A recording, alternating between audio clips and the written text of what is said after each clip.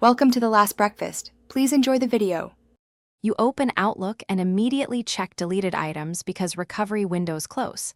This is the fastest route. Once in deleted items, scan or sort by date to spot what you need and select messages. If you don't see them, make sure to use Recover Deleted Items from the folder menu. This reveals items removed from deleted items but still recoverable. Act quickly, because Exchange and Office 365 have retention windows that determine why some messages vanish forever. Once done with the basic check, switch to the detailed recovery tools.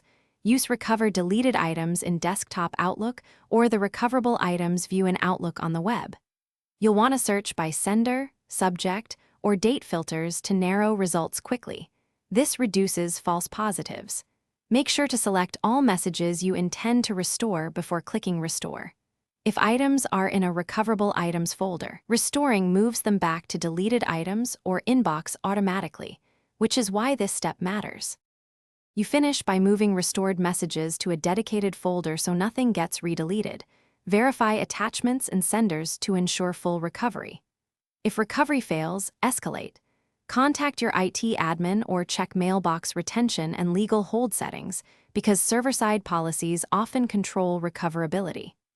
As a proactive fix, enable auto-archive, adjust retention, or export important mail to a PSD. One troubleshooting tip: if recoverable items is empty, request a server-side restore. Thanks for watching. If this was helpful, leave a like and consider subscribing. See you next time.